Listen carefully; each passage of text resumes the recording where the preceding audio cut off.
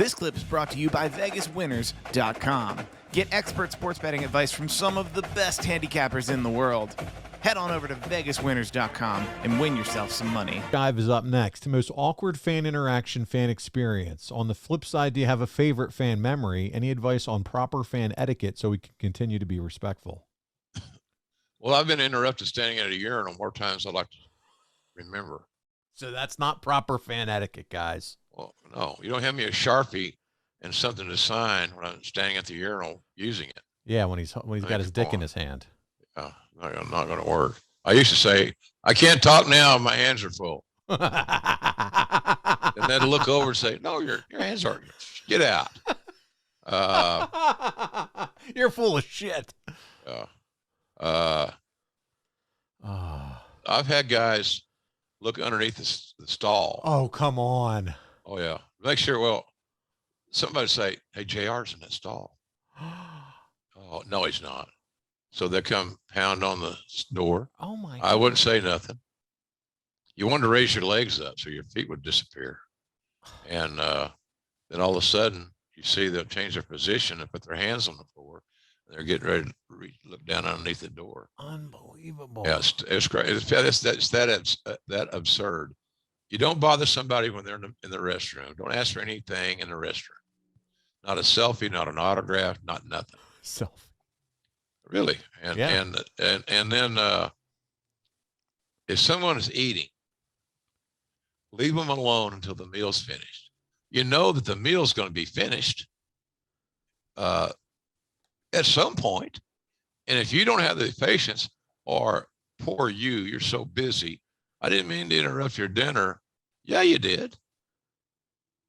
Why don't you just say, look, JR, you know, I'm kind of a dumbass.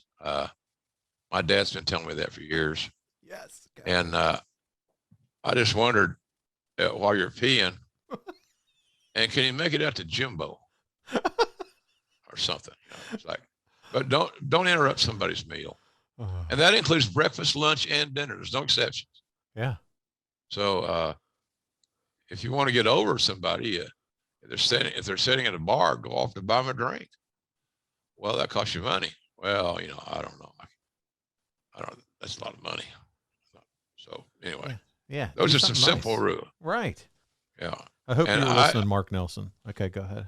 I always make sure that when I get off in elevators, if I'm on there with other people and they get off of my floor, I let them declare where they're going. I don't need for them to know I'm in room 703.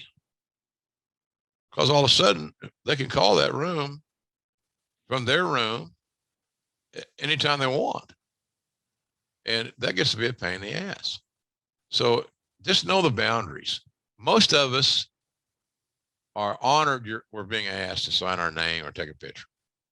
That's a fact. But let's do it when it makes sense. You know, let's do it, Paul, when you know, you're having a cocktail or you're walking through the lobby of the hotel. I learned a long time ago, if you start signing like outside an arena when you're just arriving, they rush over like bees to honey. And everybody wants an autograph or a selfie or to tell you a brief story of their last encounter with you. And so if you sign one, you've obligated yourself. That's how I look at it. Yeah. And so I now coming out of the arena, if all the geography is cool, I don't have a problem doing that because we're done. I'm not making anybody wait on me. Right. And so it's easier to do. But yeah, just pick your spots, and bottom line, common sense. Just use common sense and see how far it takes you. Is there something to, hey, Mr. Ross, can I get a picture with you versus, hey, Jim? Or, I mean, does that matter to you? Well, hardly anybody calls me Jim anymore. Mr. Ross, I get a lot because of, you know, older. I guess I just discovered I was getting older. Some days I don't feel old, but you know what I do like? I like when Tony calls you Jim on AEW because yeah, you know, it takes me back to NWA. Yeah, love it. It's always that way, he and I. Yeah. But the fans, it's JR, they're respectful of my seniority or Sure. Good. my demo, and so you get a Mr. Ross every now and then. Very nice. And I used to be offended by that a little bit.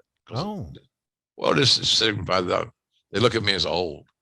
And finally, I woke up and put my ego aside. Believe it or not, that was a tall task. Hurt my back doing it. God damn it! I was Jerry Lawler. Kenny was Jackie Fargo. He told on me for bloodied his nose. But I was always Jerry Lawler. In Louisville. Love it. The Jim Cornette story. Cornette's so brilliant in a lot of ways. But is he crazy? Yeah. But he's a creative. How do you have a friend for 30-something years that you have the utmost respect for their business acumen, their tenure, their dedication? Now, he might be in the wrong party. He may not be on the side of the aisle that I am currently hanging around, right? Yeah, yeah. So what do? Do you say, well, if you don't, so what I'm saying then is, if you don't agree with me philosophically, we can't be friends. What? Yeah. So, anyhow, I don't know where we were. Life's too short, and people mean too much. Yeah. To let stuff like that. Yeah, and in my stage of life, man, all these guys passing away, Yes. It's just gut wrenching because I'm on that list too. I'm on that short list of wrestling people in this age group. My time is coming. Mathematically speaking, right now, American males live to be 78. Well, think about that if you're going to be 70 in January. So it fucks with your head. Oh, I'm sure. So that's why I'm so grateful that I work for Tony Khan. I'm doing wrestling. You're enjoying yourself. And I'm enjoying the hell out of it. I'm meeting a lot of fans. I'm seeing his brand build and grow. Yeah. To me, that's just a great accomplishment for our team. And I'm very happy to be a part of that team because they could do the shows without me. I don't think it'd be as good. You get to do podcasts with Connie and his cheeks every week. Oh my God, yeah. I mean, come on now, them cheeks. I like when Conrad rolls out of bed and he's got bed hair. See, he kind of thinks he's cool when he has bed hair because that's the kind of the young thing.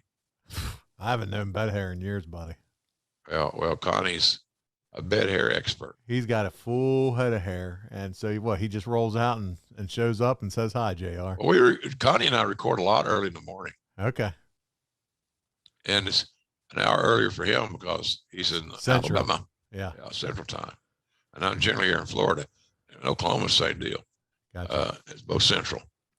But I have a lot of fun with Conrad.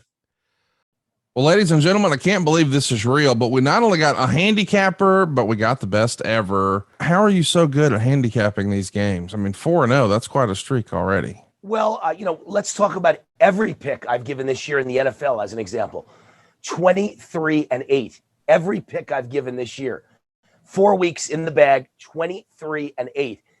There's nobody in the country that can match what I do, but I always make sure, because anybody, Conrad, could make up anything. They could tell you and blow smoke and tell you, oh, I'm the greatest. But I am independently monitored and documented, so nobody could ever question what I say and go, I don't believe it. I send every pick to an independent monitoring and documentation service that has to get the pick before the game goes off and then publishes it after the game goes off so anybody can see what I gave. But this is the best start I've ever had. I've never been this good to start a season. You don't win every week, 4 weeks in a row, everything you put out. It's been the kind of year I've had. So get on a hot streak, because when a guy's on a hot streak like me, you want to ride it. I've always had a talent for picking winners. Never quite as hot as I am right now, but I've always been very good at it. And I think it's because I do more homework than anybody else. The average guy or gal watching this podcast, they don't have time. They have a career. They have jobs. They might read the newspaper or go online and see something, but they don't have time 80 hours a week to study the games. That's what I do. And I have a crew of guys behind me, my consultants, who every week we get together 3 times a week and they throw their ideas at me. I throw my ideas at them. And then I pick the final 5 plays on Saturday and Sunday in college and pro football. So, I mean, I've got a great team behind me too, but we're all doing together hundreds of hours of homework. So you don't have to. It's all at vegaswinners.com. I don't know about you guys, but I'm going to vegaswinners.com right now. Let's win some money. MJP goes on to say, by the way, I met you in 1998 in St. Louis at the Survivor Series pay-per-view at the hotel. I remember that. Yep, and you had a chicken wing hanging out of your mouth. No, I'm just kidding. And he got to talk football with you. It was a very cool experience for him. Oh, good. No. I try to be friendly with all the fans and talk about what they bring up, because it's normally a important deal for them, and me too, but in a different way. But the only thing that restrains that is just time. You got to get to work. You got to get to the airport. You got to whatever. But I enjoy those conversations. I look at it as good market research. There you go. Conrad and I did a show the other day. We're talking about, that we're trying to keep RVD as a heel, and the fans loved him. So what do? My theory is real simple. The market research says you go with what the audience wants. What does your consumer base want to buy? And they wanted to buy RVD as a babyface. And at No Mercy, for example, we talked about that lately here, that if RVD had won the title, it would have really upset the apple cart. It would have been a whole fresh coat of paint on things. It created a lot of different marriages, different matches, in other words. So, but you got to listen to the audience. That's the market research you want. So I said, well, how do you determine market research? Well, now you do it by minute ratings. Those minute by minutes are the heartbeat. And how do you perform in the much talked about 18 to 49 demographic?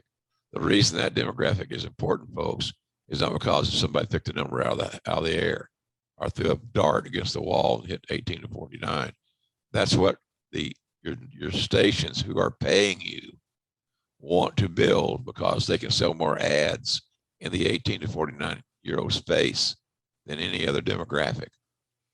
That's where the money is. So remember, I said this before. When somebody says it's not about the money, it's usually all about the money.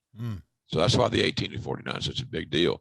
And the better you do in your network's key demo, the more likely you are to get renewed, raises, bumps, and rights fees, things of that nature. So that's why that's a topical thing. I think some guys just don't do a good job of articulating it. It's that simple. The ad sales department goes out to sell these ads, and they're sold with the 18 to 49 demographic in mind. That's the agencies they contact. If you're selling Snickers, that's an 18 to 49. So you hit Snickers. Maybe we can do a promotion, blah, blah, blah. So that's the bottom line of that thing. Hey, it's Conrad Thompson. Thanks for checking out the podcast here on YouTube. Be sure to hit the subscribe button and the notifications bell so you get a notice anytime we upload some new content. And go save yourself some money right now. If you're in a 30-year loan or you have credit card debt, it's not a matter of if I can save you money. It's a matter of how much. Find out right now for free at savewithconrad.com.